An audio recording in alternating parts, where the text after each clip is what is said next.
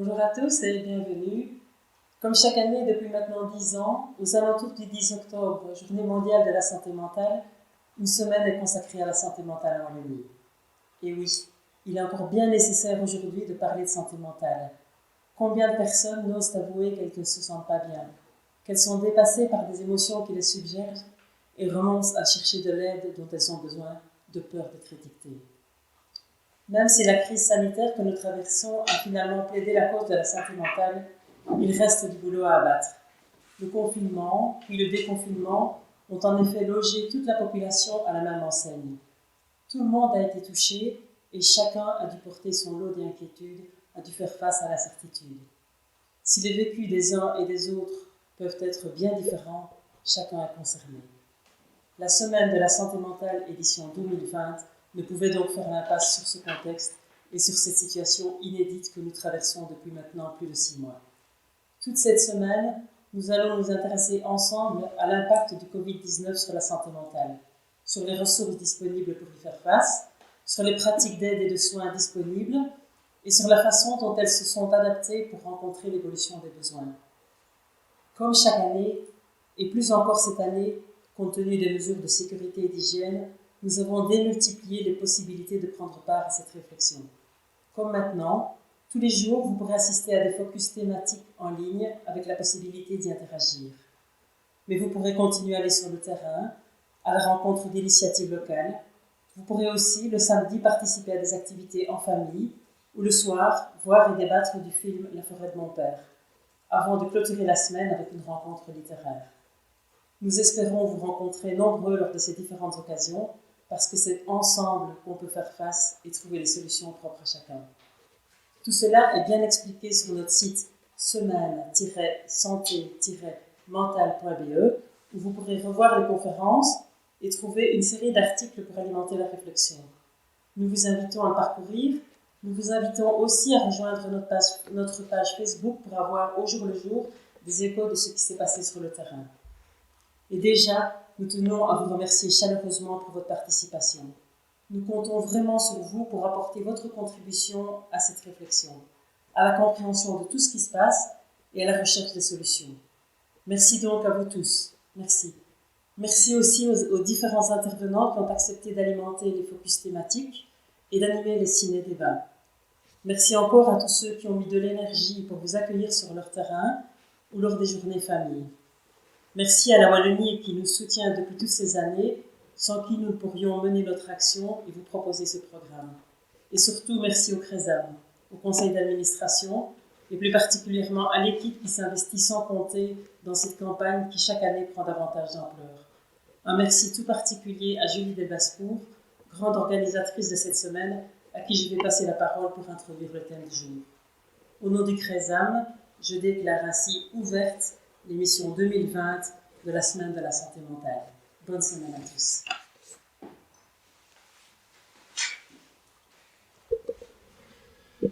Merci Christiane. Voilà, ça y est, nous y sommes. J'ai le plaisir d'accueillir ici Nicolas Marquis, qui nous rejoint donc pour ce premier focus de la Semaine de la santé mentale.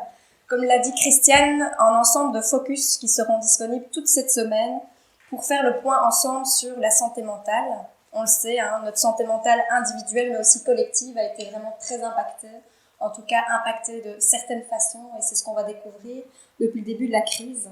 Et donc ça allait de soi pour le CRESAM de revisiter notre campagne 2020 pour vraiment prendre ce temps-là avec vous. Alors avant d'entrer dans le vif du sujet, cher public, sachez que nous vous encourageons vraiment à interagir avec nous pendant les conférences, et donc vous avez un chat à votre disposition. N'hésitez pas à y laisser vos commentaires, vos questions. On prendra un temps pour tout ça en fin de conférence vers 11h30. Et donc Nicolas Marquis et Pierre Bouchat, qui nous suit en ligne, prendront ce temps également, évidemment. Alors je vous cacherai évidemment en vous disant que cette année, c'est une édition un peu particulière. On a dû, comme beaucoup, s'adapter, rebondir, repenser les choses. La première adaptation du jour, c'est donc Pierre Bouchat, le deuxième conférencier de la matinée, nous suivra donc à distance, quarantaine oblige, on ne prend pas de risque, et donc Pierre nous fait le plaisir évidemment de répondre aussi à vos questions durant le chat en fin de matinée. Il a aussi réalisé, nous le remercions chaleureusement, des vidéos. Il a pris son dimanche, il faut le dire quand même, pour, au pied levé, vous communiquer les résultats de ses recherches et apporter sa contribution à ce focus du faire face à quoi et comment. Alors ça fait maintenant plus de 6 mois que chacun et chacune, tous les jours, dans la rue, au supermarché, dans les gares, à l'entrée des écoles, au travail, on a un petit peu pris le pas des gestes barrières. Le gel hydroalcoolique fait partie de nos quotidiens et il nous rappelle évidemment à tous les instants la crise sanitaire que nous traversons. Une crise sanitaire à laquelle s'est ajoutée une crise sociale, économique et pour certains aussi une crise des valeurs. On aura l'occasion de débattre de ça avec vous, Nicolas Marquis, aujourd'hui. Mais rapidement, nous avons pris conscience aussi que nous ne faisions pas face uniquement à une crise sanitaire, à un nouveau virus, mais aussi certainement que nous allions vivre une expérience qui allait laisser des traces. Depuis le début de la crise sanitaire, un peu plus de 10 000 personnes sont décédées du Covid-19 en Belgique, avec autant de familles endeuillées, des nombreuses personnes qui sont encore hospitalisées à ce jour et d'autres qui continuent à souffrir des séquelles de la maladie. Aux côtés des personnes directement touchées par le virus, il y a aussi toutes celles et ceux qui payent les conséquences de cette crise en termes d'emploi, de revenus, de logement, de relations familiales ou professionnelles. Ces situations, on l'a dit, elles seront évoquées tout au long de la semaine lors des différents focus. Et si nous sommes tous concernés par la pandémie, nous ne sommes pas tous impactés de la même façon ni avec la même intensité. Nos conditions de vie subjectives et objectives ne nous placent pas sur un même pied d'égalité pour faire face à cette crise. Une chose est sûre, notre santé mentale individuelle et collective est concernée. Et chacun et chacune réagit depuis le début différemment aux événements qui se présentent, avec toute une palette d'émotions et de réactions. À l'incertitude du lendemain s'ajoute parfois la colère, la peur, l'angoisse, mais aussi parfois le détachement, où certains se disent peut-être « on verra comment ça se passe ». Alors depuis plusieurs mois, c'est certain, chacun a eu à vivre avec le virus, mais aussi certainement avec ses propres émotions et celles des autres. Il y a aussi toutes celles et ceux qui, depuis le début, vivent les choses plus ou moins bien, plus ou moins facilement. C'est de ça aussi qu'on parlera aujourd'hui et cette semaine. Alors Nicolas Marquis, bonjour. Bonjour. Vous êtes docteur et chercheur en sociologie. Vous êtes chargé de cours à l'Université Saint-Louis de Bruxelles et à l'Université Paris-Descartes. Vous vous intéressez depuis de nombreuses années aux usages des livres de développement personnel et à leur essor ces dernières années. Vous vous passionnez également pour la notion de résilience qui a connu un grand succès sous les ouvrages de Boris Cyrulnik. Alors dites-nous, Nicolas Marquis, selon vous, qu'avons-nous vécu depuis le début de la crise et que sommes-nous en train de vivre? Grosse question. Mais tout d'abord, je voudrais vous remercier pour cette invitation qui m'honore. Et je crois vraiment que c'est très important de pouvoir maintenir ce type d'événement malgré les difficultés techniques, etc., que vous avez rencontrées. Donc voilà, ça, je pense que ça vaut la peine d'être souligné. Pour commencer, je voudrais peut-être reprendre une anecdote qui m'avait marqué lorsque, comme tout le monde, j'ai été surpris quelque part par cette annonce du confinement. On ne s'y attendait pas, nos vies ont basculé aux alentours du 15 mars pour rentrer dans quelque chose qui nous était totalement inconnu. Et comme d'autres, j'ai le souvenir d'avoir observé sur la toile, dans les messages qui circulaient, etc., une sorte d'excitation, parce qu'on rentrait dans quelque chose d'inconnu, une sorte d'excitation mêlée de crainte, alors qui dépendait évidemment de l'impact que chacun pouvait imaginer que cette crise allait avoir sur nous. Mais dans cette excitation, il y avait aussi beaucoup d'humour, et beaucoup d'humour grinçant. Je me rappelle avoir vu des messages qui, grosso modo, prédisaient ce à quoi allaient ressembler ces premières semaines. Et ces messages décrivaient quelque part une évolution en 3 temps. Dans un premier temps, c'était le confinement au printemps, les jours rallongés, on allait pouvoir faire du jardinage, on allait pouvoir se retrouver entre nous, etc. Ça allait être génial. Et donc, on allait en profiter. Et puis, ces mêmes messages, ces mêmes blagues, racontaient l'irruption de quelques nuages dans ce ciel bleu, hein, avec des enfants qui n'arrivaient plus à aller dormir, qu'on devait de temps en temps mettre devant la télé, des réunions en Teams ou en distanciel qui paraissaient un petit peu plus compliquées parce qu'on n'arrivait plus à s'habiller comme il fallait, etc. Et puis, finalement, la chute, on allait apprendre à détester ce qu'on avait adoré quelques semaines auparavant, à savoir cette nouvelle liberté que nous donnait le confinement. Et je me disais, mais en fait, comme dans toute une série de blagues, il y a, outre l'aspect d'humour, une sorte de sagesse un petit peu grinçante là-dedans, à savoir que, comme des enfants qui seraient tombés sur un sachet de bonbons, nous, avec ce temps offert par le confinement, on allait s'en empiffrer, on allait mal le gérer, au point finalement d'en être complètement dégoûté. Ça, c'était avant. Ça, c'était avant, parce que c'est vrai que je pense que ce qui caractérise la situation dans laquelle on est, c'est la rapidité avec laquelle les changements se produisent. Dans un premier temps, ce confinement, mais on l'a vécu, me semble-t-il, ou beaucoup d'entre nous ont pu le vivre, comme si c'était une longueur dans une piscine en apnée. Et que si vous arriviez à traverser cette longueur, après, vous pouviez reprendre votre souffle et la vie allait redémarrer comme avant. Et là, je pense que ce qui est très compliqué avec l'inscription dans la durée et avec les messages relativement peu optimistes en termes de chiffres auxquels nous sommes confrontés, c'est que finalement, ce qui était un sprint devient un marathon. Et moi-même, beaucoup d'autres, je pense, se demandent, mais si on devait repasser par ce par quoi on est passé, ou si ce par quoi on est passé devait s'inscrire dans une durée, comment allons-nous y faire face? Et je pense vraiment qu'on se rend compte à quel point l'expérience précédente que nous avons eue n'est pas forcément un bon prédicteur de la façon dont nous allons pouvoir, individuellement ou collectivement, vivre, survivre ou survivre, j'y reviendrai peut-être un petit peu plus tard, à cette expérience collective. Et donc, je pense que ce qui nous arrive ici, c'est que nous apprenons à vivre ou à revivre avec une notion qui, je pense, a traversé l'essentiel de l'histoire de l'humanité et qu'on s'est peut-être un peu permis d'oublier depuis quelques dizaines d'années, qui est la notion fondamentale d'incertitude. Et de ce point de vue-là, il me semble que outre la question des difficultés sur lesquelles on reviendra, mais je dirais à un niveau plus métaphysique, la situation dans laquelle nous sommes, elle nous invite à une forme d'humilité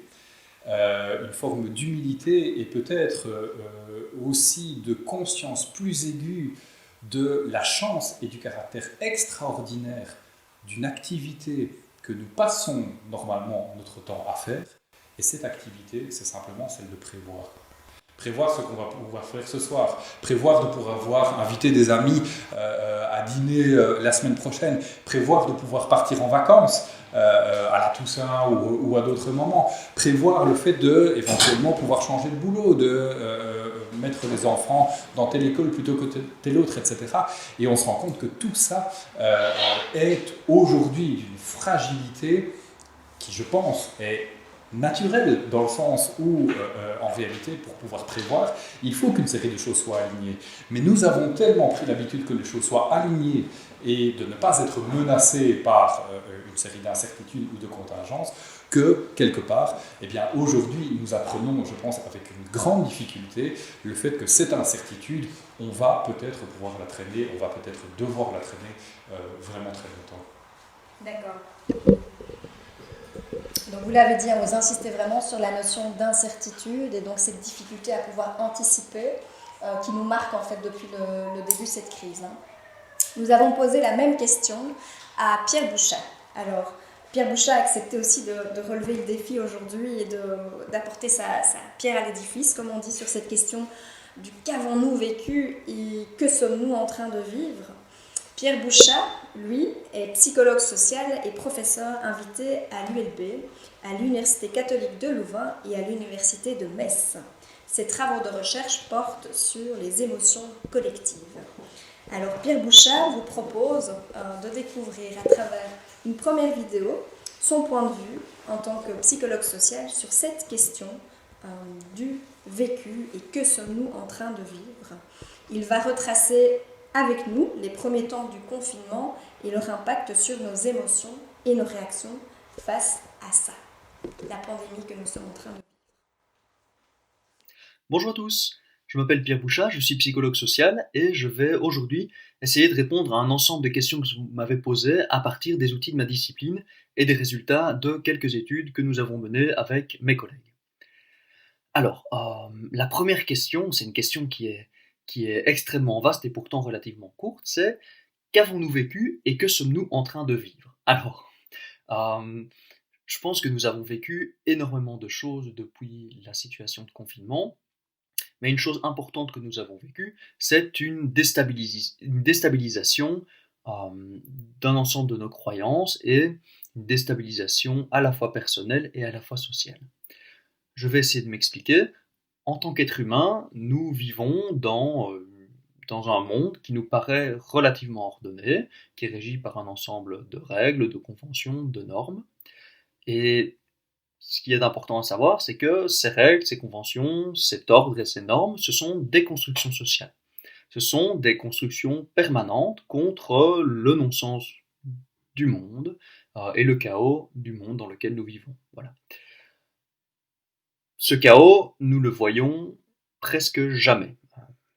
Nous avons de temps en temps accès à ce chaos lors d'événements relativement extraordinaires qui ont un rapport avec la mort, un rapport avec les limites de nos existences. Et cette pandémie, elle regroupe un ensemble de caractéristiques de ces expériences à la limite et elle est globalisée, donc elle amène les individus à se sentir relativement déstabilisés. Et qu'est-ce qu'on fait en tant qu'humain lorsque l'on est déstabilisé, en tant que membre de groupe lorsque l'on est déstabilisé? Une de nos réactions, ça va être d'essayer de chercher de l'information et rechercher du lien auprès d'autrui. Et ces deux recherches, elles font partie intégrante de ce qu'on appelle le partage social des émotions. Pour faire simple, lorsque nous sommes confrontés à un événement qui sort de l'ordinaire, qui est émotionnellement intense, nous avons tendance très rapidement à en parler avec nos proches, à en parler avec autrui. Cela a deux fonctions. Donc, premièrement, on va essayer de faire sens, donc de raconter notre expérience. Donc, il y a une fonction de type cognitive et une autre fonction qui est beaucoup plus affective et sociale. Parler avec autrui, ça va nous permettre de nous synchroniser, de ressentir les mêmes choses et donc de nous sentir plus proches après en avoir parlé qu'avant. Eh bien, ce partage des émotions, il a été extrêmement important tout au long de cette pandémie et spécialement au début de celle-ci. Et ce mécanisme, c'est le focus, le sujet principal d'une étude qui a été menée par des collègues, dont Anna Metzler, qui est une doctorante française actuellement en Autriche, David Garcia et Bernard Rimet, qui est professeur émérite de psychologie sociale et de psychologie des émotions à l'Université catholique de Louvain. Ces auteurs, ils se sont intéressés au partage social des émotions à travers les messages Twitter.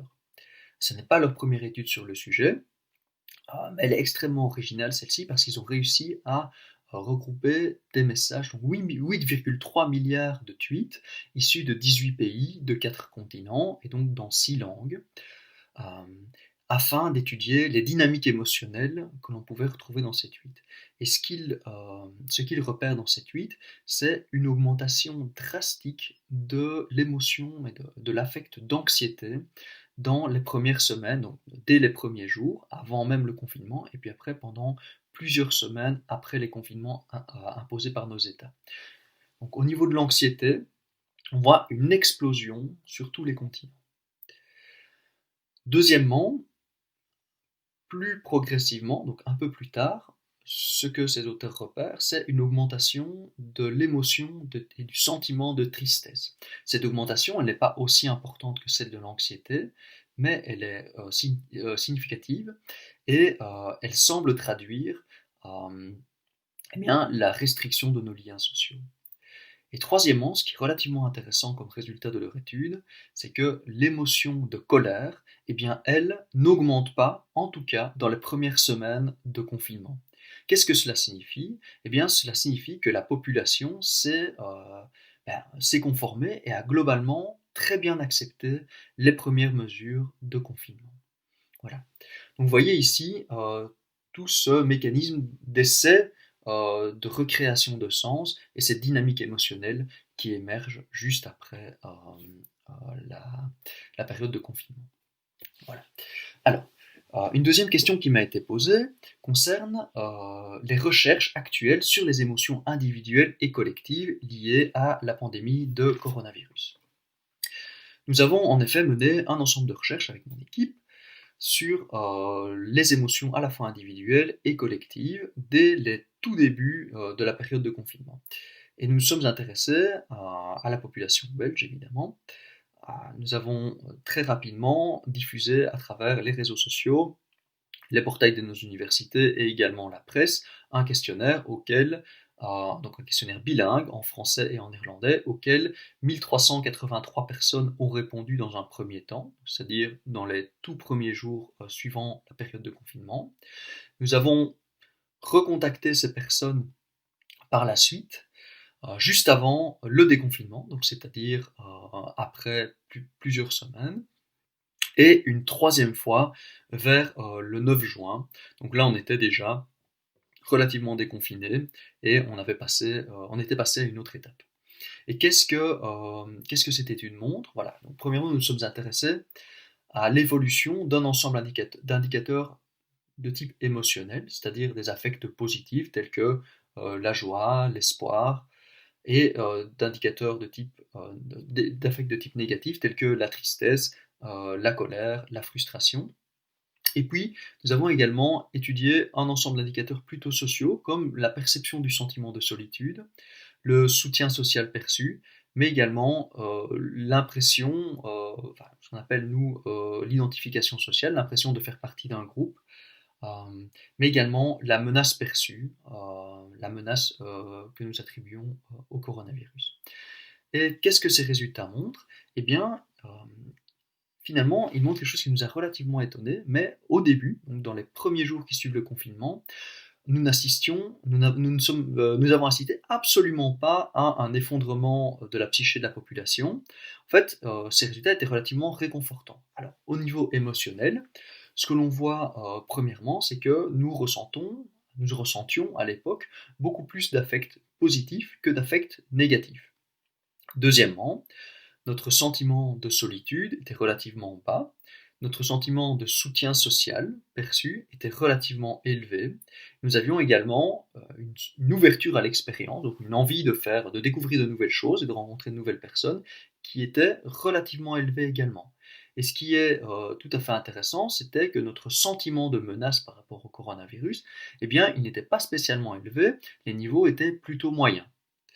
Alors, qu'est-ce que ce pattern traduit? Eh bien, à tout le moins, on peut inférer qu'il traduit un investissement de la sphère sociale, principalement à travers des médias sociaux, et deuxièmement, un non-effondrement en termes des affects. Voilà, donc un investissement très important de la dimension collective de nos existences. Alors, qu'en est-il plusieurs semaines plus tard, donc je pense que c'est au moins 1 mois et demi plus tard, on est juste avant le déconfinement à ce moment-là, eh bien, au niveau émotionnel, tout est très stable. Donc on ressent toujours plus d'affects négatifs plus d'affects positifs que négatifs, mais par contre, au niveau social, on assiste à une relative dégringolade. Donc les individus se sentent plus seuls, ils ont un sentiment de solitude plus important qu'au début du confinement, ils ont un soutien social perçu qui est plus faible, et donc tous les indicateurs sociaux dégringolent. Donc, qu'est-ce que cela traduit? Eh bien, cela traduit une sorte de compensation émotionnelle via les réseaux sociaux et de dégringolade de nos indicateurs sociaux. Puis je vous avais dit que nous avons mesuré ces mêmes indicateurs suite au déconfinement, donc dans le courant du mois de juin, et là, ce à quoi on assiste, c'est une diminution drastique de notre sentiment de menace. Donc, il n'était déjà pas très élevé à la base, mais là, il diminue encore de manière très significative. Et donc, on a une sorte de retour à la normale par rapport à ce sentiment de menace. Au niveau des affects, les affects positifs réaugmentent, alors ils étaient relativement élevés déjà pendant la période de confinement. Nos affects négatifs, ils diminuent. Et les indicateurs sociaux, donc la solitude, elle diminue, le soutien social perçu commence à augmenter, même s'ils n'atteignent pas encore les niveaux de base de pré-confinement. Voilà. Donc, vous voyez ici, l'idée de cette étude, c'était de donner une sorte d'aperçu de l'état psychologique, psychosocial de la population belge durant les premières phases de la pandémie. Alors nous avons fait une pause pendant plusieurs mois et je tiens juste à préciser que nous avons réouvert notre questionnaire il y a de ça 7 jours et que maintenant nous sommes en train de faire une récolte de données supplémentaire, donc la quatrième récolte de données, et là nous attendons à des évolutions majeures potentiellement en termes de frustration et de colère qui, d'après nous, ont probablement augmenté au sein de la population belge. Bien, un grand merci donc à Pierre Bouchat pour sa première contribution donc sur la question des émotions et des réactions évidemment que tout un chacun a pu avoir depuis le début de la crise sanitaire. Et donc on voit vraiment qu'il y a eu plusieurs temps depuis le début de la crise au mois de mars. Le premier temps du confinement et puis la fin du confinement qui marque des réactions émotionnelles différentes. Et puis enfin le déconfinement au mois de juin qui annonce aussi d'autres émotions, d'autres réactions. Je ne vais pas revenir ici sur les contributions de Pierre Bouchat. Mais donc, on peut vraiment aller se raccrocher aussi à ce que vous annonciez, Nicolas Marquis, à propos de cette question de l'incertitude et donc de ne pas savoir comment est-ce qu'on va réagir, de ne pas savoir ce qu'on va ressentir. Est-ce que vous auriez envie de réagir par rapport à cette première contribution ? Oui, avec plaisir. Je trouve que c'est très intéressant ce qui vient d'être présenté ici. J'ai pris effectivement quelques notes.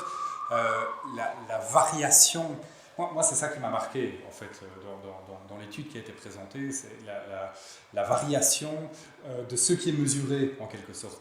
Et je pense que ça montre à quel point, même si je ne suis pas psychologue et spécialiste de ce domaine, mais sans doute la capacité à se projeter intervient dans la façon dont nos émotions se manifestent. C'est-à-dire que, évidemment, ce qu'on imagine être par après joue un rôle assez important sur la façon dont on vit les choses maintenant. C'est-à-dire que si on vous dit que vous êtes en train de vivre quelque chose, effectivement, qui n'est peut-être pas très drôle, mais qui a un caractère potentiellement exceptionnel et qui est limité dans le temps, vous allez probablement vous y rapporter d'une façon différente que si on vous dit ce que vous êtes en train de vivre maintenant, en fait, il faudra compter avec cela pour le restant de votre vie ou, et c'est peut-être pas moins pire, pour un temps indéterminé.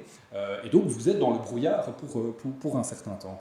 Donc ça c'est la première chose qui m'a marqué. Alors bien évidemment, j'ai noté la question de l'importance des émotions. L'importance des émotions et l'importance du témoignage, du discours sur ces émotions.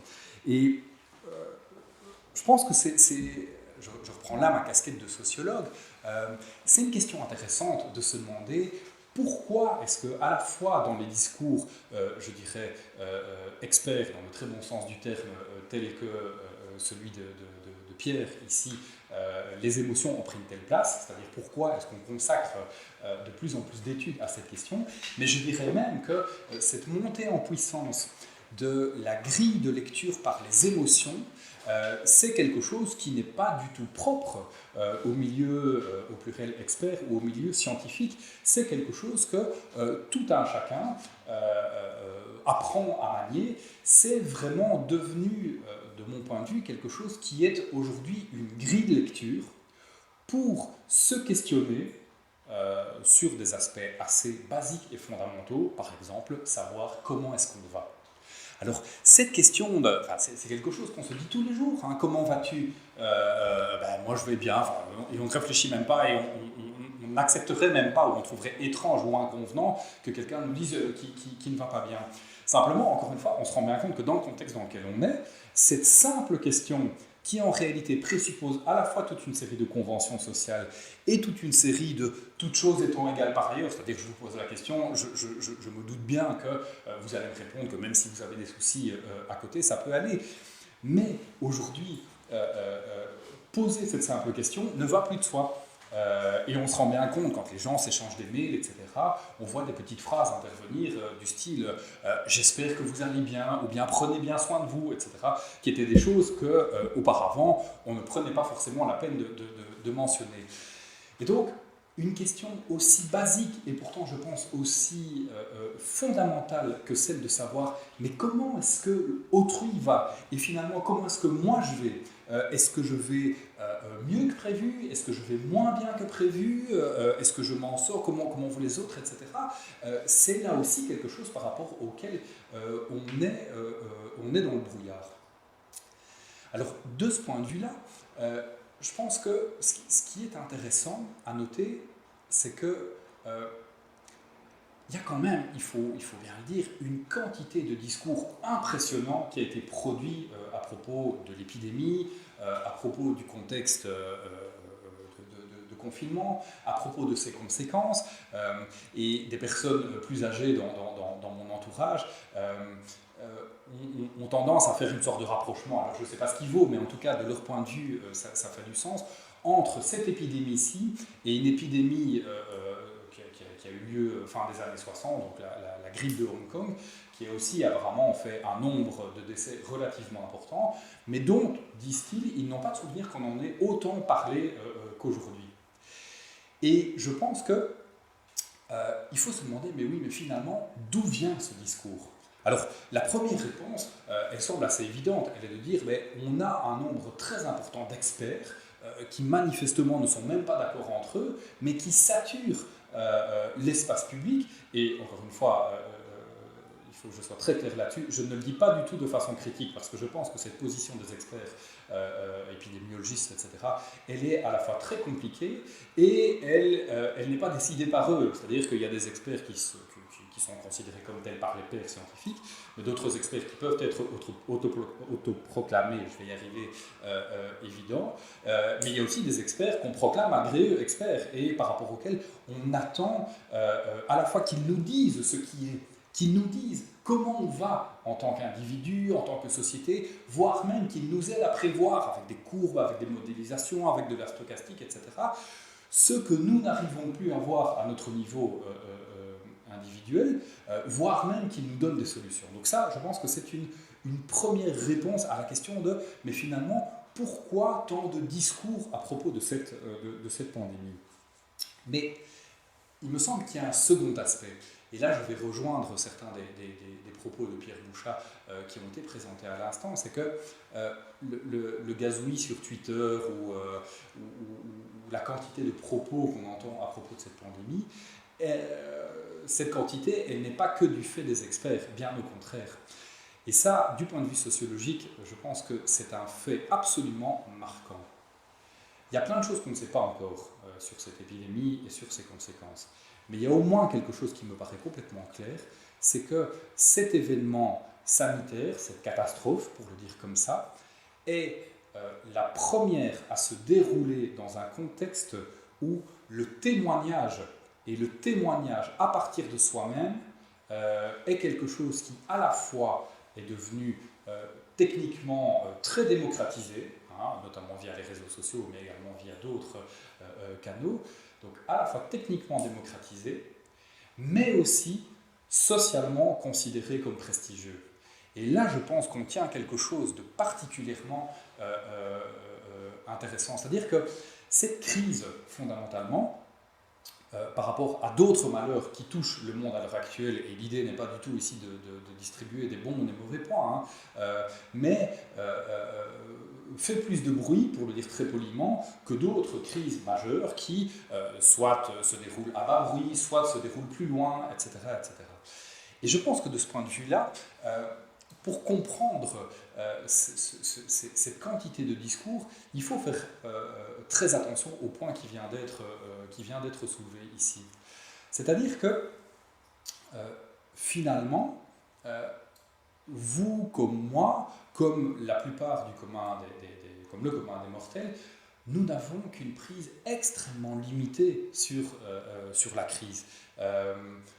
Respecter des gestes barrières, respecter le confinement, éventuellement coudre quelques masques, etc. Mais ce que nous avons à notre portée, ce sont principalement des actions de retrait. Se mettre en retrait, se protéger, revenir sur sa sphère privée, etc. Et ça, je pense qu'il faut bien se rendre compte que ça se retrouve de façon assez orthogonale par rapport aux façons généralement valorisées de réagir quand il y a un malheur, quand il y a une difficulté, etc., où on pousse les individus. Regardez ce qui se passe par exemple en termes de, on parle bien d'activation sociale, c'est-à-dire vous connaissez un malheur, vous perdez votre emploi, etc. Mais ce qu'on attend de vous, c'est pas que vous restiez chez vous, c'est au contraire que vous preniez le taureau par les cornes, que vous sortiez, que vous fassiez toute une série de choses. Et ici, voilà que, quelque part, on se rend compte que ce qui se déroule à un niveau macro, nous n'avons qu'une prise micro là-dessus. Et je pense que c'est dans ce contexte-là qu'il faut voir la montée en puissance du témoignage, et notamment du témoignage individuel par rapport à cette pandémie. Ce que je veux dire par là, c'est que moi, je n'y connais rien, je ne comprends rien à cette histoire de virus, de transmission. Apparemment, personne n'y comprend grand-chose. Est-ce que ça se transmet par les surfaces ou pas? Est-ce qu'on peut être réinfecté ou pas, etc., etc. Mais il y a au moins une chose dont je suis l'expert. Et cette chose, c'est la façon dont moi-même j'ai vécu cette pandémie.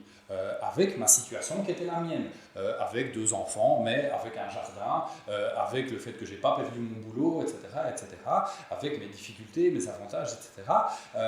Et ça, c'est quelque chose qu'on ne peut enlever à personne. C'est-à-dire que chacun d'entre nous est au moins l'expert d'une chose. D'ailleurs, je relis parce que je ne l'ai pas en tête, mais hier, en préparant ça, je suis retombé sur la racine du mot expertise.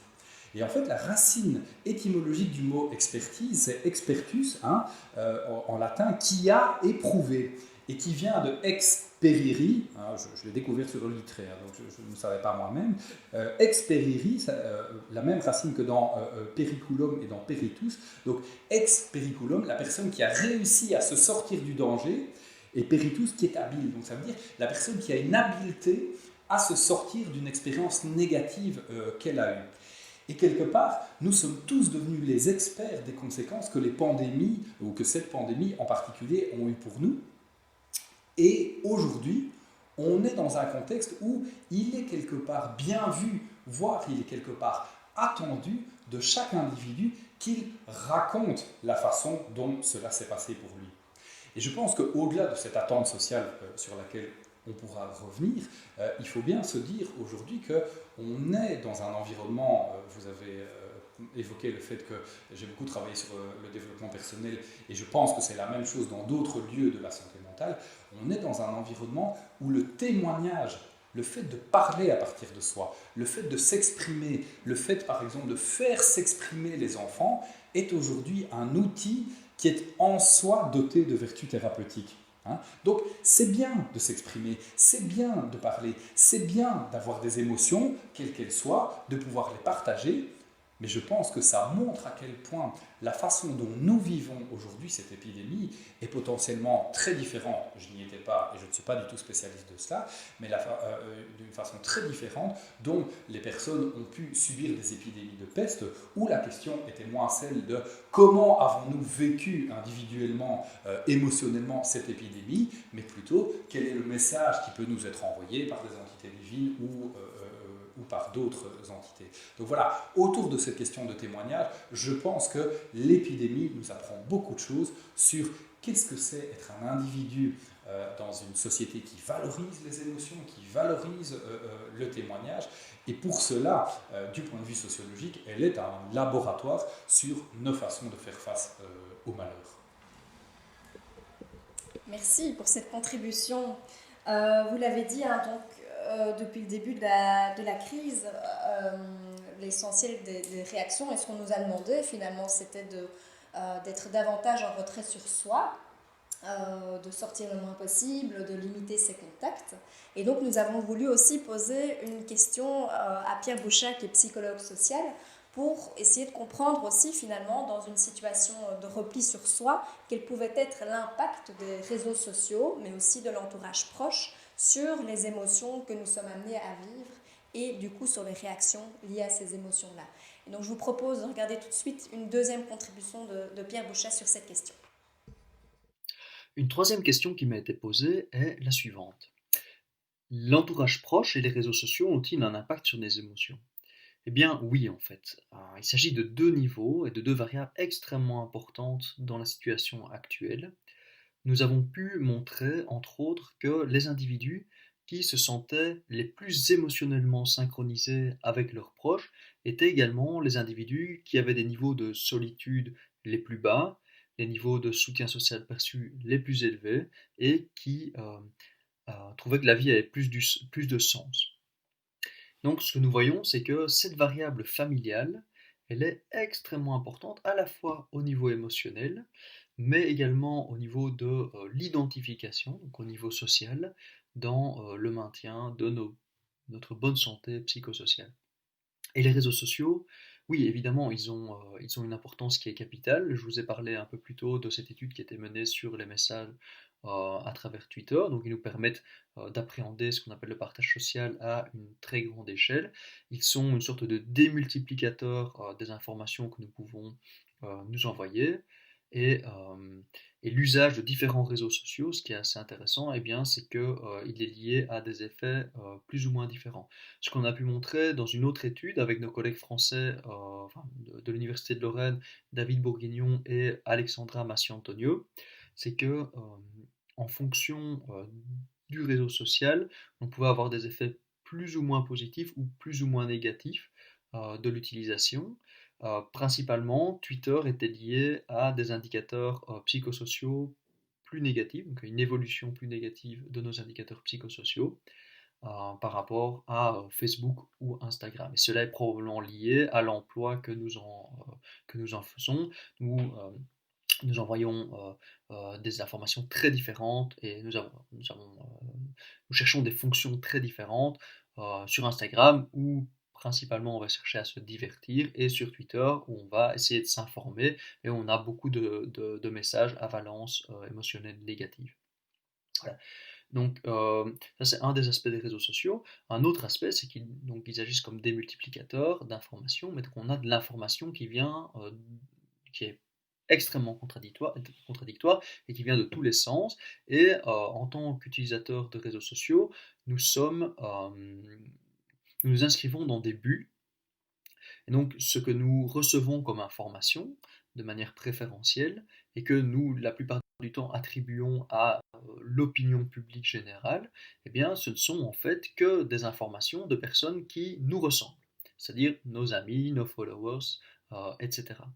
Et ça peut amener à un ensemble de biais qui amènent les individus finalement à croire que tout le monde pense ce qui est partagé par sa bulle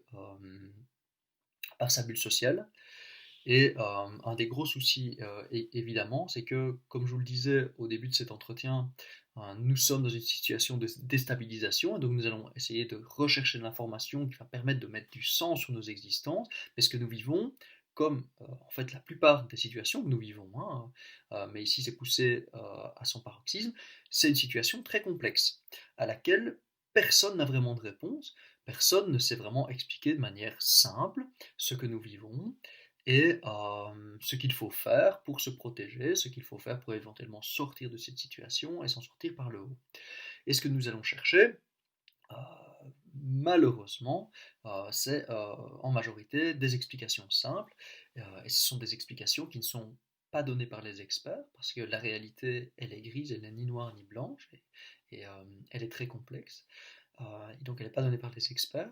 Les gouvernements ils ont du mal à donner des messages clairs également, parce que comme les individus, ils doivent s'adapter à une situation qui est complètement inédite pour eux, qui est mouvante. Et donc ils essayent au fur et à mesure de donner des messages à la population qui malheureusement sont parfois contradictoires, ne sont pas consistants pour utiliser du mauvais français. Donc cela peut amener au développement d'un sentiment de confusion et voire de défiance auprès de certaines parties de la population qui vont se réfugier auprès d'informations très claires et parfois complètement délirantes, mais la plupart des fake news ont un de leurs attributs, c'est que globalement, elles sont très simples. Voilà. On explique des choses, on réduit des choses extrêmement complexes de la réalité à un récit fantasmé, tout à fait simple, qui parfois nous tient, la plupart du temps, lorsqu'on s'y intéresse de plus près, ne tiennent absolument pas la route, sont la plupart du temps très néfastes, mais ont le bénéfice d'être simples. Euh, et quelqu'un qui a globalement le bénéfice d'être simple, c'est Donald Trump, c'est Jair Bolsonaro, c'est tout un ensemble d'autoritaires qui vont raconter des histoires plus ou moins simples, donner des petites bribes de sens aux individus qui sont complètement paumés, et on voit que que ces personnes sont relativement bien suivies. Alors, donc les réseaux sociaux ont un impact très important, qui a un impact potentiellement très délétère, mais on a également une socialisation sur nos réseaux sociaux, on peut trouver du soutien sur certains réseaux, parfois on peut simplement s'évader, par exemple c'est ce qu'on voit sur Instagram, on regarde des photos, on regarde des vidéos qui n'ont rien à voir et qui peuvent juste nous faire du bien sur le moment, donc c'est quelque chose qui est très polarisé, c'est pas juste positif ou négatif. Voilà, merci beaucoup à Pierre Bouchat donc, pour cette deuxième contribution. Donc, on l'a vu, hein, l'impact des réseaux sociaux sur la façon dont on va vivre, la façon dont on va se raconter aussi hein, à travers cette crise. Vous l'avez dit plus tôt, Nicolas Marquis, cette crise, finalement, on va chacun et chacune tenter aussi d'y donner du sens. On va à un donné porter un regard sur ce que nous sommes en train de vivre. Et des nombreux échanges que j'ai pu avoir aussi à titre personnel depuis le début de la crise, on sait que cette crise signifie pour certains aussi véritablement une crise des valeurs, une crise de sens. Quelles sont les observations que vous pouvez poser, vous, comme sociologue, depuis le début de cette crise, sur cette crise des valeurs ? Merci. Alors, la crainte d'une crise des valeurs, elle ne date pas d'hier. Hein. En tout cas, dans les sciences sociales, et je dirais même dans le discours collectif, elle accompagne, me semble-t-il, le développement des sociétés et elle accompagne encore plus particulièrement le développement de ce qu'on pourrait appeler des sociétés individualistes. Alors, il faut être très précis sur ce qu'on met derrière l'idée de société individualiste. Pour ma part, je n'y vois pas une société qui serait frappée par un égoïsme plus important ou une société dans laquelle on ne respecterait plus aucune institution. D'ailleurs, ce que je dis souvent aux étudiants quand je présente cette question, c'est de dire finalement que dans la société individualiste, il y a une institution qui est bien plus forte que toutes les autres, c'est l'individu. C'est l'individu, c'est son autonomie, c'est la sacralité, quelque part, de la vie individuelle, humaine, ce qu'on peut considérer évidemment comme un progrès. C'est clair que les réactions individuelles ou collectives dont on a déjà parlé tout à l'heure, et je fais référence ici à une petite enquête, ou à une grande enquête qui a été menée par des collègues de Saint-Louis et de Louvain sur le travail et le confinement, cette enquête montrait à quel point les réactions parfois positives des individus face à la crise les invitaient à réinvestir principalement des éléments de la sphère privée. C'était son foyer, sa famille, sa maison, son jardin quand on en a un, etc., etc. Alors, il y a une partie de la réponse à la question du pourquoi qui se trouve bien évidemment dans les mesures qui ont été imposées. On a été confinés, qu'on le veuille ou non. Il y a une autre partie de la réponse, je pense, qui se trouve aujourd'hui dans cette impression que beaucoup portent et qui a aussi été révélée par cette crise et notamment par les premiers messages positifs qu'on a pu entendre au début, nous serions enfin libérés des chaînes que le travail faisait porter sur nous. Comme si quelque part on avait eu besoin de cette crise, nous disaient certains, pour rééquilibrer quelque chose qui fondamentalement était déséquilibré. Alors, pour moi, ce n'est pas aussi clair que ça. On pourra y revenir tout à l'heure. Mais il me semble surtout que ce réinvestissement massif de la sphère privée, il tient à une tension qu'on a déjà évoquée tout à l'heure et qui est notre condition d'hommes et de femmes modernes. C'est-à-dire que dans notre vie quotidienne, nous avons l'habitude que les choses se passent normalement sans qu'on doive s'en préoccuper. Mais si on prend la peine de réfléchir un tout petit peu à ce que nous maîtrisons réellement dans notre vie quotidienne, on va se rendre compte en fait qu'on ne maîtrise quasiment rien du tout. C'est-à-dire de notre naissance à notre mort, nous faisons appel sans s'en rendre compte à une quantité de ce que des sociologues appellent des systèmes experts, c'est-à-dire des machineries qui sont d'une complexité telle que plus aucun individu ne peut prétendre en avoir la maîtrise complète. Par exemple, le système de soins de santé, par exemple, le système d'approvisionnement de la nourriture. La plupart d'entre nous, nous avons pris un petit déjeuner ce matin. Qui peut prétendre pouvoir dire avec certitude quelle est la qualité de ce qu'il a mangé? Alors, certains ont mangé des éléments transformés, d'autres ont mangé simplement une banane. Oui, mais cette banane, nous n'avons absolument pas assisté à son processus de production. Mais pourtant, nous faisons comme si tout cela, c'était pas grave, en quelque sorte. Et je pense que cette épidémie, elle nous renvoie vers ce hiatus qui est très caractéristique des sociétés modernes, à savoir le peu de choses que nous maîtrisons réellement et l'impression ou la croyance que nous maîtrisons énormément de choses. En fait, la modernité, elle s'est construite sur cette promesse. La modernité, elle s'est construite sur la promesse d'une maîtrise du monde par les individus grâce à l'usage de la raison. Mais cette modernité, elle s'est également accompagnée d'une complexification telle que finalement, ce qui se passe à un niveau, je dirais, majeur de l'humanité, suppose une perte de maîtrise des individus en ce qui concerne notre vie quotidienne. Et là, je voudrais rebondir sur un élément qui a été évoqué dans l'intervention de Pierre Bouchat par rapport aux réseaux sociaux. C'est vrai que je pense qu'on est beaucoup à être frappé par, pour le dire poliment, la variété des interprétations qui peut exister autour du coronavirus, voire même par la montée en puissance de certaines théories du complot qui peuvent être diverses et variées par rapport à ça. Alors, de mon point de vue de scientifique, c'est-à-dire de personne qui est payée quelque part pour utiliser et enseigner les usages de la raison, évidemment on avait envie de balayer ça d'un revers de la main en disant il n'a rien compris, etc. Alors je n'ai aucune appréciation pour ça, ça c'est très clair, mais je pense que notre boulot, ou en tout cas mon boulot, c'est aussi d'essayer de comprendre pourquoi est-ce qu'on a affaire à la montée en puissance de tel type d'interprétation.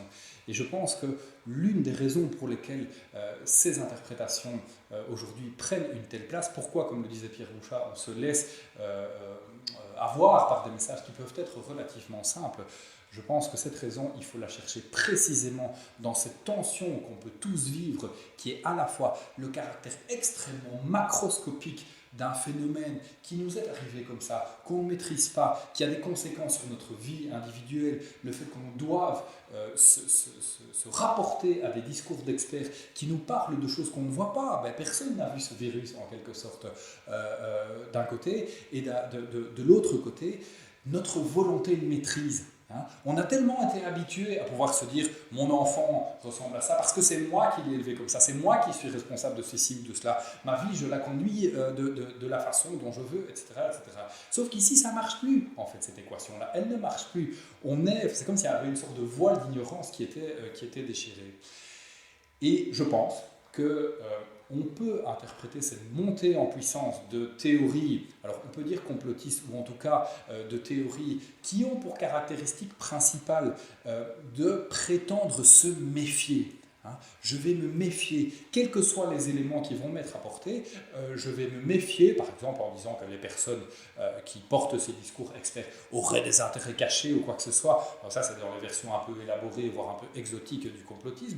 Mais la version la plus basique, elle est de dire ces personnes vont tenir des propos qui vont m'obliger à entreprendre ou à avoir certains comportements, alors que leurs propos contreviennent à mon expérience immédiate. Par exemple, hier, je me suis baladé, c'est pas vrai, je prends un exemple, mais hier, je me suis baladé sans masque, je n'ai pas attrapé le Covid, ça veut dire que les masques, ça ne sert à rien. C'est exactement la même logique qui pousse certains à dire le réchauffement climatique est un hoax. Regardez, d'ailleurs, cette année-ci, il a fait beaucoup plus froid que d'habitude et moi-même, j'ai eu les pieds froids en m'endormant hier soir. Donc, c'est une façon d'opposer son expérience individuelle, immédiate, à quelque chose qu'on ne maîtrise pas.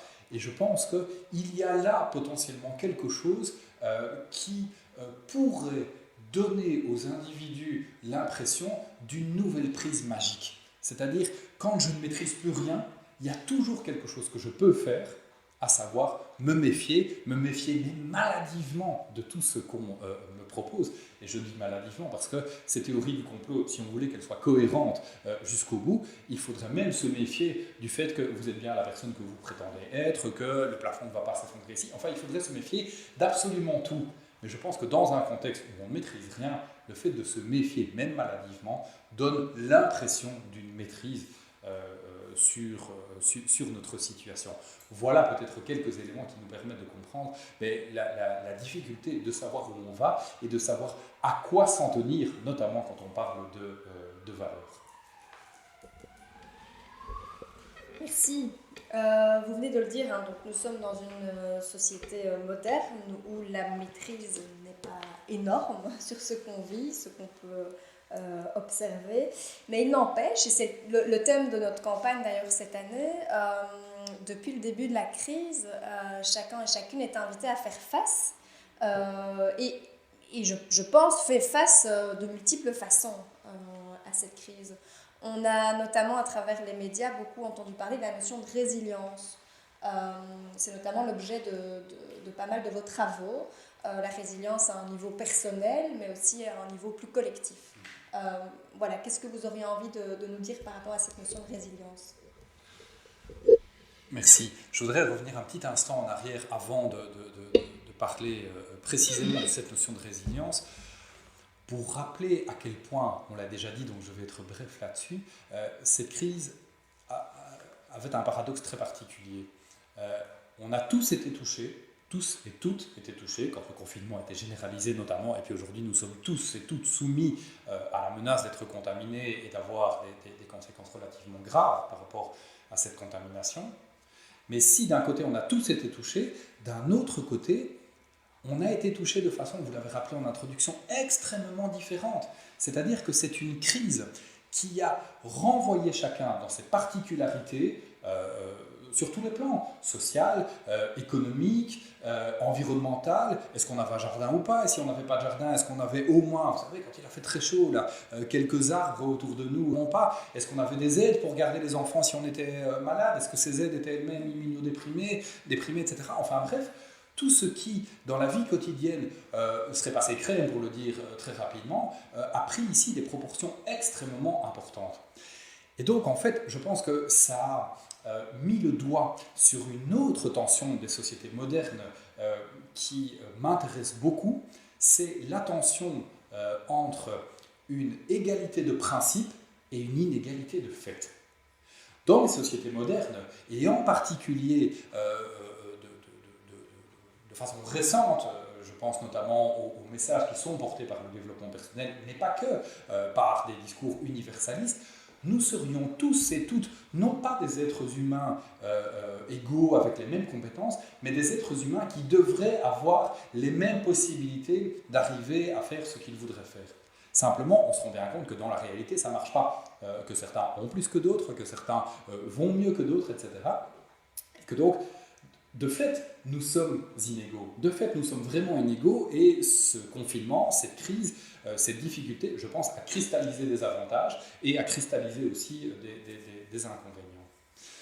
Alors moi, c'est aussi, pas que, mais aussi là-dedans, où en fonction de ça, que je lis la montée en puissance de la notion de résilience. Alors, je vais être très clair là-dessus. Moi, cette notion de résilience, je ne la lis pas comme quelque chose qu'il faudrait célébrer ou comme quelque chose qu'il faudrait mettre à la poubelle. Comme sociologue, je me demande, mais finalement, pourquoi est-ce qu'elle est devenue une grille de lecture pour parler de notre rapport au confinement, mais rappelez-vous aussi, il y a 3-4 ans, c'est également cette notion qu'on a commencé à mobiliser lorsque la Belgique a été frappée par les attentats à Zaventem et dans le métro. Nous allions nous montrer résilients. Pour moi, la résilience, c'est une notion qui a un plan scientifique, mais c'est une notion qui a aussi un plan moral. Et quand je dis moral, je ne cherche pas du tout à la disqualifier. Je veux être encore une fois clair par rapport à ça. Je cherche à montrer que son succès répond à un environnement moral qui est particulier. Un environnement moral qui est particulier, sa caractéristique principale de cet environnement moral, c'est comme on l'a dit, qu'il est individualiste, c'est-à-dire qu'il valorise l'autonomie individuelle bien plus que dans n'importe quelle autre période de l'histoire humaine, mais plus encore, il valorise le fait que chaque individu aurait en lui des ressources cachées. Nous cultivons notre intériorité, nous parlons de développement personnel, nous parlons de travail sur soi, on a des bouquins, on est quand même dans une société dans laquelle, face à un malheur, on considère normal de se dire à soi ou de dire à autrui, écoute, c'est vrai, il y a des choses difficiles qui se sont passées à l'extérieur, mais ne pleure pas sur le lait répandu, cherche plutôt non pas ce que d'autres personnes pourraient faire pour toi, mais ce que toi, tu pourrais faire à ce qui t'arrive. Et cette notion de résilience, alors, elle est définie par Cyrulnik et par d'autres comme étant la capacité à se relever après avoir connu un choc très grave. Donc normalement, la résilience, en tout cas dans ses acceptions premières, c'est quelque chose qui va de pair avec l'idée d'avoir été traumatisé. Alors, il y a beaucoup de discussions là-dessus, parce que vous lisez les bouquins de Cyrulnik, il va vous prendre des exemples de personnes qui ont survécu au camp, ou de personnes qui ont été abusées, qui ont connu des maltraitances extrêmement graves. Je ne pense pas qu'on puisse dire ici que dans le cadre du confinement, beaucoup d'entre nous, certains l'ont été, mais que la plupart d'entre nous avons été traumatisés. Et pourtant, cette notion de résilience, donc cette notion, cette idée de rebondir à partir de ses propres capacités, elle monte en puissance. Pourquoi ? Je pense en fait qu'elle indique à quel point nous sommes aujourd'hui fascinés par le fait que, quelle que soit notre situation, nous pouvons faire quelque chose non seulement à ce qui nous arrive, mais également, je viens dans un instant, nous pourrions faire quelque chose de ce qui nous arrive. C'est-à-dire que la résilience, premièrement, c'est une notion qui a un potentiel démocratique. Tout le monde peut être résilient. Tout le monde peut être résilient, quelle que soit la nature du malheur qu'il ait connu. Alors, ce n'est pas une notion égoïste, dans le sens où on parle par exemple de tuteur de résilience. Il faut bien aider les gens à mobiliser leur capacité de résilience. C'est, petite parenthèse, notamment le cas dans le travail aujourd'hui sur les enfants, où vous avez toute une série de films, toute une série de documentaires. Regardez ce qui se trame par exemple dans le documentaire de la Maison des maternelles. La question de la capacité de résilience des enfants est aujourd'hui quelque chose qui fascine. Deuxièmement, la résilience, elle s'exprime aujourd'hui, ou on l'exprime aujourd'hui souvent avec les termes des neurosciences. On est dans une époque où on est fasciné par le cerveau des individus et par les capacités du cerveau des individus et surtout celui des enfants. On parle beaucoup par exemple de plasticité cérébrale, à savoir que oui, les enfants, les individus pourraient connaître des chocs, mais que quelque part nous pourrions parvenir à apprendre sans arrêt de ces chocs. Et j'en viens à mon troisième point qui me semble être important pour comprendre le succès de cette notion de résilience. Comme je le disais tout à l'heure, aujourd'hui, il faut voir à quel point être traumatisé, connaître un malheur, c'est quelque chose qui n'est plus mis en doute comme ça a pu l'être, par exemple, lors de la Première Guerre mondiale, où un soldat traumatisé était un soldat faible, était un soldat qui, potentiellement, avait voulu fuir face à l'ennemi. Aujourd'hui, c'est vrai qu'on n'est plus là-dedans, que le témoignage de la victime d'un traumatisme est quelque chose qui est considéré comme ne devant pas être mis en cause. Mais je pense qu'il faut voir aussi qu'on est déjà un pas plus loin. C'est-à-dire qu'aujourd'hui, si vous me permettez de le dire de façon peut-être très brutale et sans trop de précautions, on serait quelque part dans une tendance à faire la part des choses, alors peut-être pas entre des bonnes victimes et des mauvaises victimes, mais plutôt entre, d'une part, des personnes qui sont juste des victimes, c'est-à-dire des personnes qui ont connu un malheur et qui, face à ce malheur, souffrent. Et on ne met pas ça en cause. Mais à côté de ces justes victimes, qui, quelque part, ont du mal simplement à survivre à ce qui est en train de se passer pour elles, se développe une appréciation plus importante pour des personnes qui ne sont pas que victimes, qui sont plus que des victimes, qui sont des survivants. Et ça, dans les mondes de la santé mentale que j'étudie, on voit naître les survivants de la psychiatrie, les entendeurs de voix, toute une série de personnes qui ne se sont pas contentées, si je puis dire, d'être malheureuses, mais alchimiquement ont réussi à transformer leur malheur en quelque chose de positif qui les autorise notamment à témoigner pour d'autres personnes. Et dans le cadre de la résilience, c'est très clair. C'est-à-dire que les personnes qui... moi, j'ai travaillé à partir du courrier des lecteurs qui était envoyé à Boris Cyrulnik. Des personnes qui s'estiment elles-mêmes résilientes pensent pouvoir directement ou se sentent investies de la responsabilité d'aider d'autres personnes à devenir elles-mêmes résilientes. Donc il y a une sorte de valorisation du capital expérientiel du fait non pas seulement d'avoir été victime, d'avoir fait face, mais d'avoir pu quelque part faire quelque chose de ce malheur qui nous était imposé. Et donc je pense qu'il faut voir à quel point aujourd'hui on peut être dans un contexte où le malheur que nous vivons tous de façon différente, notamment par rapport à cette pandémie, mais peut faire porter un poids sur les individus en disant « mais oui, mais ce confinement, cette pandémie, etc. » Il ne suffit pas uniquement de se dire « on fait le gros dos en attendant que ça passe ». Non, il faut la traduire en capital. Il faut en faire quelque chose. Profitez-en pour vous développer vous-même, profitez-en pour reconnecter avec vos enfants, etc., etc. Et donc, paradoxalement, on peut se retrouver dans une situation où, déjà s'en sortir, c'est compliqué, mais en plus, il ne suffit pas de s'en sortir. Il faut aussi bien s'en sortir de telle façon à ce que vous ayez pu raconter que vous avez fait quelque chose de votre confinement. Et c'est là ici qu'on rejoint la question du témoignage qu'on avait évoqué tout à l'heure. Oui, témoigner à propos de son expérience, c'est quelque chose qui est bien vu, c'est quelque chose qui est considéré comme thérapeutique, mais c'est aussi, je pense, quelque chose qui est considéré comme un capital social qui vous différencie des, je dirais encore une fois, des simples victimes qui, elles, se contentent de survivre là où vous survivez. Donc vous faites plus que vivre, vous êtes passé de l'autre côté du miroir grâce à cette expérience négative que vous avez réussi à en transformer en quelque chose de positif. Merci. J'avais peut-être envie d'approfondir une notion qui va de pair avec la résilience individuelle, c'est la résilience collective. On sait depuis le début de la crise la réduction des contacts sociaux qui sont limités, en tout cas plus limités qu'avant, le fait de travailler beaucoup plus à distance, en télétravail. Qu'est-ce que ça dit, ou en tout cas qu'est-ce que ça donne à vivre aux acteurs d'une certaine forme de résilience collective possible? C'est une question en tout cas moi qui m'intéresse beaucoup, c'est de savoir dans ce contexte où a priori les individus sont plus atomisés les uns par rapport aux autres, qu'en est-il de cette possible résilience collective? C'est compliqué. Je pense que si on veut être honnête, il faut dire qu'on n'en sait rien.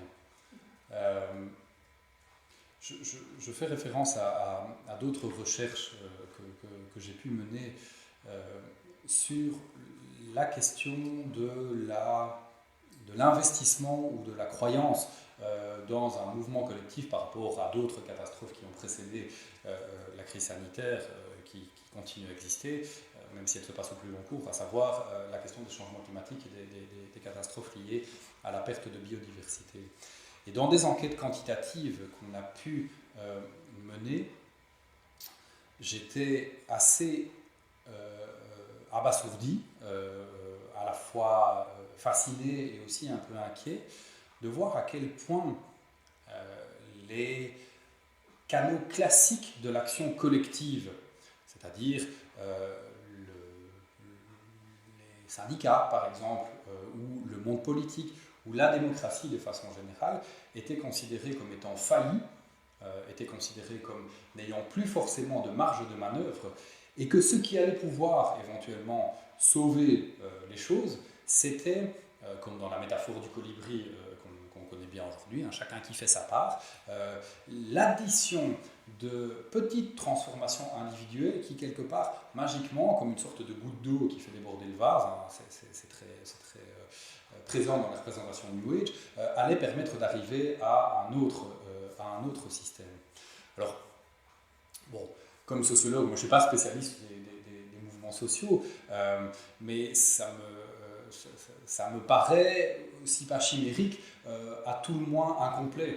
C'est-à-dire quelque part que oui, on se rend compte encore une fois que dans un univers où on a une déprise globale sur beaucoup de choses, soit on s'assied et on pleure, soit on s'investit dans des canaux dont on sait qu'ils n'ont pas une efficacité très importante, les politiques, les syndicats, etc.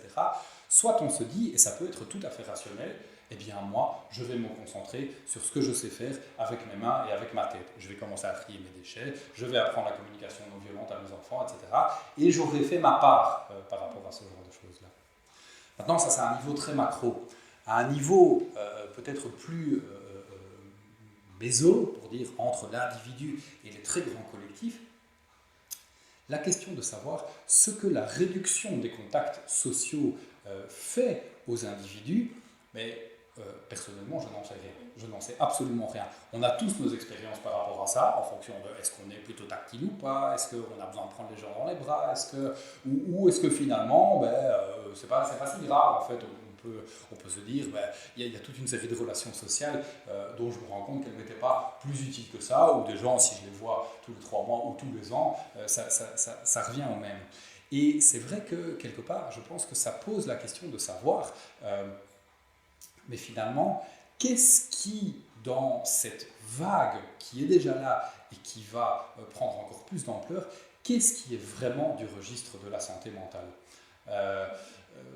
Moi, encore une fois, j'ai eu des contacts informels avec des acteurs de terrain et très honnêtement, j'ai entendu de tout par rapport à ça. J'ai entendu des personnes qui me disaient, en tout cas au début du confinement, mais vous savez, les personnes qui souffrent de troubles psychiatriques relativement graves et qui ont des troubles assez marqués de la relation, finalement, il y a certains aspects du confinement qui ne leur vont pas plus mal que ça. Ça ne veut pas dire qu'elles étaient extrêmement heureuses, mais il y a, voilà, c'est pas si pire. Par contre, il y avait d'autres pathologies, de l'ordre des troubles obsessionnels compulsifs, etc., qui ont pu aggraver certaines choses.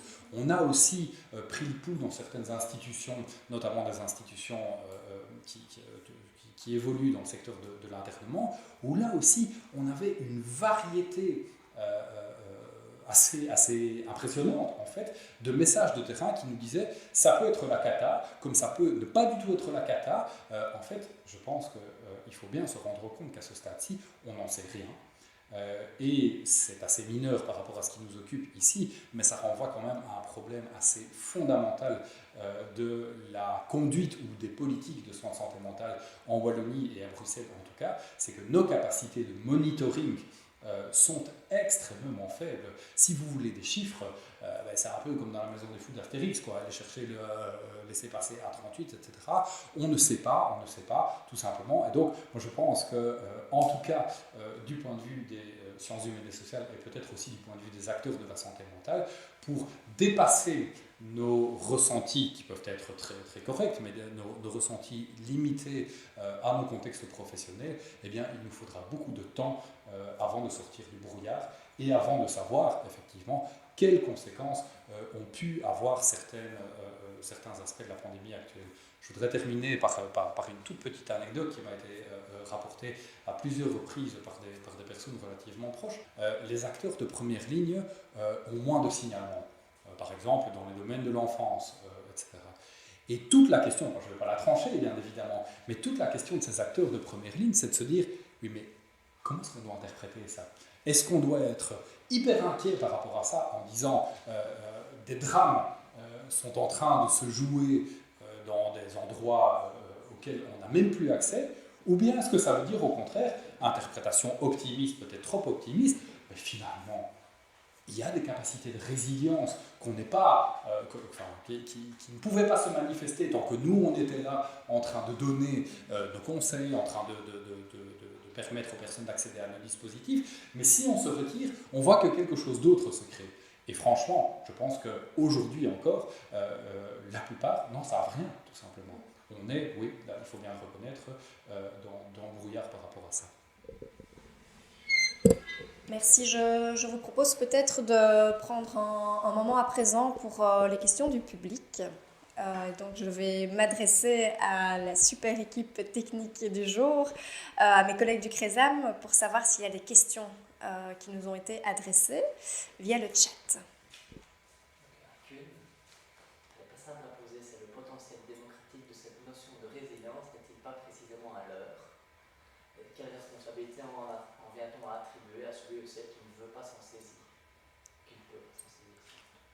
Donc une première question, c'est par rapport au potentiel démocratique de la notion de résilience. Ce potentiel démocratique n'est-il pas en l'heure? Et que fait-on pour les personnes qui ne veulent pas s'en saisir? Merci pour cette question. Donc, effectivement, comme je l'avais dit, la résilience, elle me semble marcher sur deux pieds. Un pied, si on veut, scientifique, qui peut se loger dans des recherches, par exemple en neurosciences, etc., ou en théorie de l'attachement, tout ce qu'on veut, et puis un pied qui, qu'on le veuille ou non, est moral. Et c'est-à-dire que son succès correspond aux mœurs d'une époque, à la façon dont on évalue ce qu'est une vie qui vaut la peine d'être vécue, ce qu'est un individu, ce dont il est doté, etc. Et clairement, le potentiel démocratique qui est attaché à cette notion de résilience, à savoir que chacun d'entre nous pourrait quelque part faire plus que ce qu'il n'imagine grâce à des ressources cachées, pour moi, il est clairement logé sur ce pied moral. C'est-à-dire que ce n'est pas quelque chose qui doit être prouvé ou doit être rendu faux par des preuves scientifiques. Simplement, encore une fois, quand bien même il serait prouvé ou rendu faux, son succès témoigne du fait que nous avons tellement envie d'entendre ce genre de choses-là. Nous sommes dans un monde dans lequel l'action à partir de soi est l'action qui est considérée comme étant la plus prestigieuse. Et donc, c'est clair que le succès de la résilience, et notamment dans ces termes de pandémie ici, tient au fait qu'il permet de dire, puisqu'on parle du faire face, quel que soit ce à quoi vous êtes en train de faire face. Ouais, ma phrase n'est pas très française, mais on a compris. Quel que soit l'élément auquel vous êtes en train de faire face, quelle que soit la prise ou l'absence de prise que vous avez sur cet événement, et donc partons de l'hypothèse qu'ici on n'a aucune prise sur ce qui nous arrive, peut-être vous ne pouvez rien y faire, mais vous pouvez toujours en faire quelque chose. Et donc c'est clair que, pour reprendre la question qui m'était posée ici, la résilience, c'est pas juste un état de fait, c'est aussi quelque chose qui est valorisé, c'est bien vu.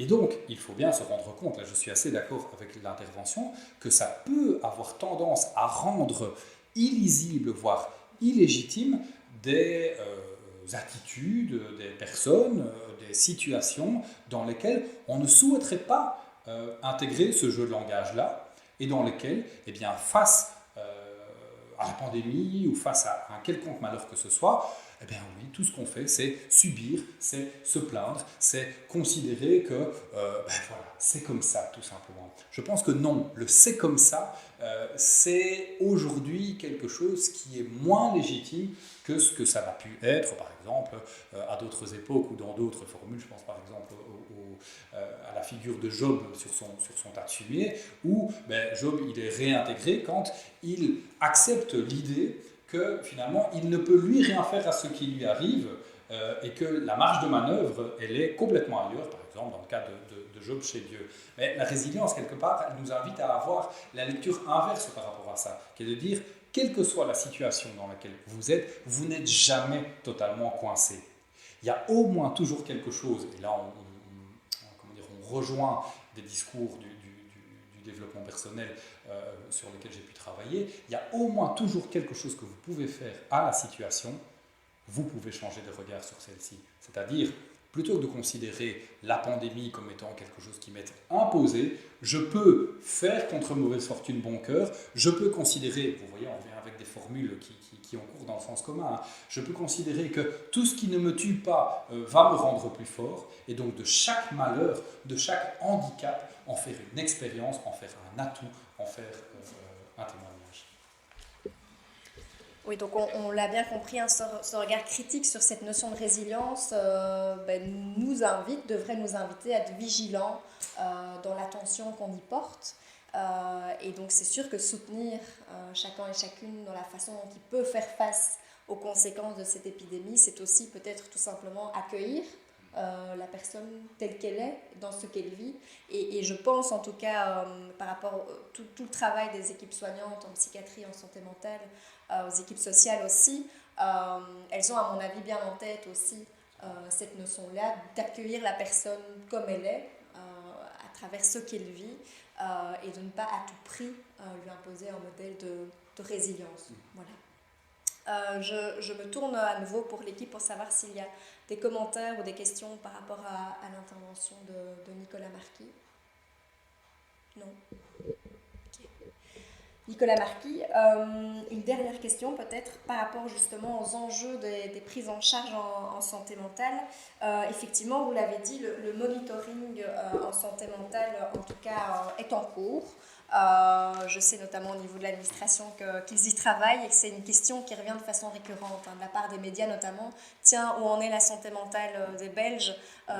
Comment est-ce qu'ils vont? Est-ce qu'elle est meilleure? Est-ce qu'elle est moins bonne? Et donc, il y a vraiment une forte demande sociale à ce qu'on puisse, en tant que secteur de la santé mentale, se positionner par rapport à l'état de bien-être de monsieur et madame tout le monde en ce moment. Il n'empêche qu'effectivement les ressentis du terrain pour le moment qui nous reviennent après cette rentrée scolaire notamment pointent une augmentation notamment des mises en observation en hôpital psychiatrique de 30 à 40%, et donc là vraiment les hôpitaux psychiatriques ont alerté les responsables et les autorités politiques depuis quelques semaines déjà. On observe aussi, notamment au niveau des services de santé mentale, une complexification, notamment dans les demandes qui arrivent. Et donc je reviens un peu avec cette question de ce contexte particulier qu'on vit en ce moment, un peu d'atomisation, qui impacte de facto les prises en charge en santé mentale. Et donc on le sait bien, hein, tout ce qui est activité collective, thérapeutique, mais aussi des suivis rapprochés à domicile, tout ça est mis un peu en tension, sont diminués en tout cas, ça c'est vraiment les échos qu'on a du terrain. Quels seraient pour vous du coup les enjeux de ces prises en charge en santé mentale actuellement, vu le contexte? Merci, je pense qu'il y a un premier élément qui se trouve dans le fait que peut-être aujourd'hui plus que jamais, il est compliqué de faire la part des choses entre ce qui est de l'ordre du champ de la santé mentale et ce qui ne l'est pas. Tout simplement parce que les problématiques des individus peuvent être multiples, parce que aussi, comme on l'a dit tout à l'heure, je pense que la santé mentale est devenue le prisme par lequel nous lisons aujourd'hui. C'est-à-dire que quelque part, on voit de la santé mentale partout, à beaucoup d'endroits. Hein. Vous allez parler demain de la question de la parentalité, la question du burn-out parental, etc. Ça montre bien à quel point, même dans nos expressions quotidiennes, on dit péter les plombs, on dit devenir fou, etc. À quel point la santé mentale, c'est plus juste la santé mentale, c'est tout en même temps. Mais du coup, c'est vrai que ça pose, je trouve, des questions réellement compliquées pour les intervenants sur le périmètre d'une intervention qui, à la fois, ne doit pas saucissonner les secteurs de la vie d'une personne de telle façon à ce que ça n'aurait plus aucun sens pour elle, mais qui en même temps ne peuvent pas, j'imagine, réaliser une prise en charge totale, tout simplement parce qu'on est dans un paysage où ne fût-ce que les compétences sont extrêmement éclatées. Ça me pousse à revenir très rapidement sur un point que vous avez évoqué tout à l'heure. On observe des arrivées, des nouveaux arrivants, si on peut dire, soit auprès des urgences psychiatriques, soit auprès d'autres institutions du secteur de la santé mentale. Je pense que, et sans être expert là-dessus, je le dis de façon tout à fait humble, mais comme vous l'avez évoqué tout à l'heure, une bonne question à se poser, me semble-t-il, c'est celle de savoir est-ce que les personnes cas par cas qui nous arrivent, ce sont des personnes qui ont besoin d'être soignées ou des personnes qui ont besoin d'être écoutées. Parce que c'est probablement pas du tout la même chose. Et ça n'engage certainement pas la même chose en termes de création d'un potentiel parcours en santé mentale. Alors, j'avais effectivement pris connaissance des cartes blanches, notamment, ou des sonnettes d'alarme qui avaient été tirées par certains services d'urgence psychiatriques en évoquant une montée assez importante des mises en observation. Et ce que ça m'invitait à faire comme réflexion, c'était que finalement, je pense que la situation actuelle nous montre à quel point, d'une part, les équilibres des situations des personnes qui peuvent connaître des difficultés de santé mentale sont souvent des équilibres parfois fonctionnels, parfois dysfonctionnels, mais des équilibres extrêmement précaires.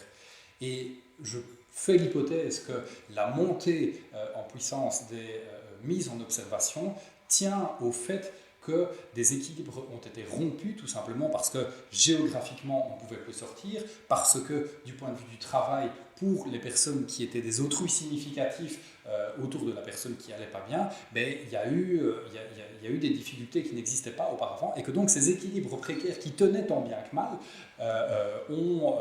les digues ont rompu et donc on est arrivé vers un encadrement, si je puis dire, institutionnel, là où auparavant on était parvenu à s'en sortir plus ou moins sans ceci.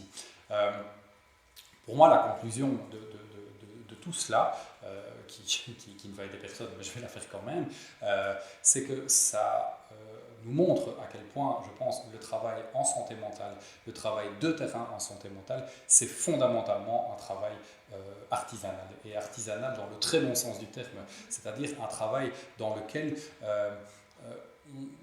on ne sait pas ce qui va marcher, ce qui ne va pas marcher, on essaye, on est vraiment soumis à des contingences liées aux environnements des personnes, à leur évolution psychique, mais aussi maintenant à des évolutions extrêmement macro, comme ces questions du confinement, comme ces questions de la pandémie, comme les questions de ce que ça peut avoir comme conséquence sur les niveaux méso et micro, méso au niveau du réseau social et micro au niveau tout simplement du psychisme des individus.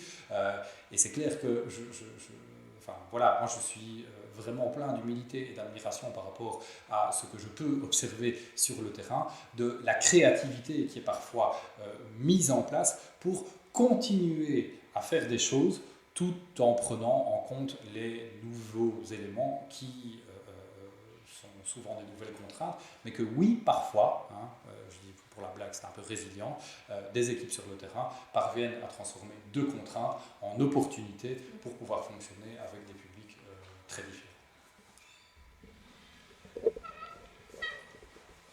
Bien, je crois que vous avez bien dit le mot de la fin. Je pense vraiment cette question du sur-mesure et de l'artisanat dans cette question du faire face depuis le début de la crise. Et on aura l'occasion vraiment tout au long de la semaine, à travers les différents focus, de voir comment les intervenants, avec les personnes qui les accompagnent, ont pu développer des opportunités finalement pour arriver à sortir la tête de l'eau quand même de situations parfois fort complexes. Vraiment, Nicolas Marquis, je tiens à vous remercier pour votre intervention aujourd'hui. C'est un exercice pas facile parce que, comme chacun et chacune, on est encore en plein dedans. Et donc avoir un regard sur ce qu'on est en train de vivre actuellement, c'est un exercice très complexe et vous l'avez relevé avec brio, donc merci. Je tiens à remercier également Pierre Bouchat pour ses contributions. On espère vraiment vous accueillir en vrai une prochaine fois et ce sera en tout cas un grand plaisir. Merci aussi à l'équipe technique ici au Crésam qui est là et qui fait fonctionner la machine depuis le début. Merci Alexis, merci Max, merci Maxime, merci Delphine, merci Christiane et tous les collègues aussi à distance qui nous soutiennent. Évidemment, cher public, votre avis nous intéresse, donc n'hésitez pas à remplir le formulaire d'appréciation qui se situe sur notre site web. Ça nous aidera à améliorer aussi les prochaines conférences. Peut-être aussi vous dire qu'il y a des articles et des ressources, comme l'a dit Christiane en début de conférence, disponibles sur notre site internet, voilà, qui vous donneront aussi à voir comment est-ce que les acteurs en santé mentale font face depuis le début. On a notamment les contributions de Frédéric Van Leuven du centre psychiatrique de Manage. Nous avons également le centre psychiatrique Saint-Martin à Dave. Nous avons l'association Similes et Psytoyens qui ont accepté aussi de se poser avec nous durant l'été et ici à la rentrée pour coucher sur le papier un petit peu leurs observations et leurs constats par rapport à la crise. Je vous donne rendez-vous demain pour la conférence donc, sur la santé mentale des familles avec Isabelle Roskam à midi pile, retenez bien, donc sur ce même site demain à midi. Et c'est mon collègue Pascal Minotte qui aura le plaisir d'animer cette conférence. Voilà, je tiens à vous remercier et je vous dis à très bientôt et bonne semaine de la santé mentale. Au revoir.